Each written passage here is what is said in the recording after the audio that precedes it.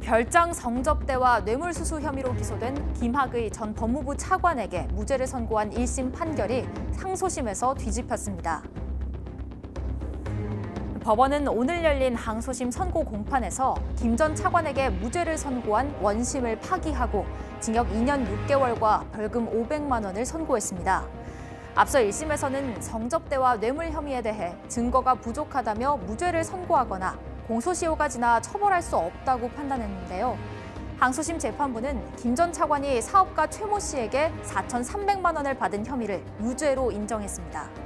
실형을 선고받은 김 전 차관은 법정 구속됐습니다. 지금까지 사건 현장이었습니다. 억대 뇌물과 성범죄 혐의로 1심에서 무죄를 선고받았던 김학의 전 법무부 차관이 2심에서는 실형을 선고받았습니다.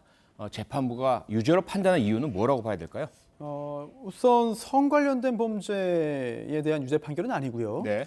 뇌물을 받았다는 혐의, 즉 수뢰죄입니다. 예. 그런데 1심에서는 다 무죄였거든요. 예, 그렇죠. 대부분 이제 공소시효가 다 완성됐다. 그리고 네. 또 그렇지 않은 공소시효가 아직 완성되지 않은 부분에 있어서도 직무 관련성이나 대가성이 인정되지 않는다는 이유로 무죄 판결 또는 이제 면소 판결이 나왔습니다. 예. 그런데 2심에서 달라진 부분은 예. 윤중천 씨 관련된 금전 부분이나 또는 저축은행 회장 김모 씨 관련된 그 부분은 여전히 변하지 않았고요. 네. 다만 스폰서 역할을 한 것이 아니냐는 의심받는 전직 건설업자 최모 씨로부터 받은 4,300만 원. 네. 이 부분만 유죄로 바뀐 거예요. 어허. 그런데 이 부분이 왜 바뀌었는가 봤더니 2심 재판 과정에서 이 최 씨가 증인으로 나왔습니다. 네. 그래서 1심은 굉장히 여러 차례 9번의 어떤 공판기를 가질 정도로 길게 진행됐습니다만 예. 이번에 항소심은 증인이 딱 한 명 나왔어요. 그게 바로 이 최 씨입니다. 예. 최 씨가 나와서 내가 이렇게 김학의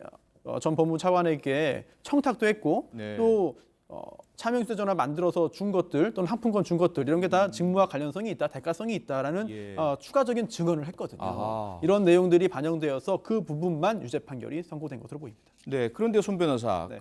말씀하신 것처럼 1심에서는 성범죄 다 무죄, 뇌물의 상당 부분도 공소시효가 도과되었거나 아니면 인정되지 않고 증거물 충분 다 무죄를 했었단 말이죠. 그런데 네. 항소심에서 지금 일부 최 씨에 대한 부분을 최 씨 진술이 그렇다 네. 쳐도 김학의 전 차관은 계속 대가성을 부인해왔잖아요. 아무것도 해준 네. 게 없다. 그런데 그렇습니다. 항소심 재판부에서 유죄로 판단한 그 근거는 뭐라고 봐야 될까요? 사실 이 김학의 전 차관 측 변호인도 그렇게 주장을 했어요. 예.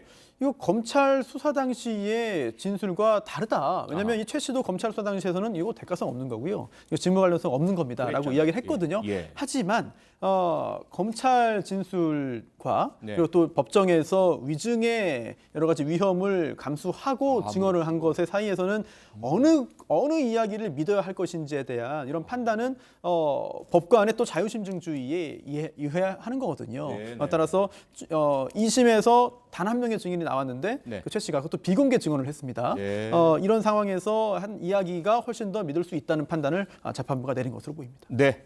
별장 성접대 의혹과 수억 원대 뇌물수수 혐의에 대해서 1심에서는 무죄를 선고받았던 김학의 전 법무부 차관이 항소심에서 유죄를 선고받고 법정 구속됐습니다.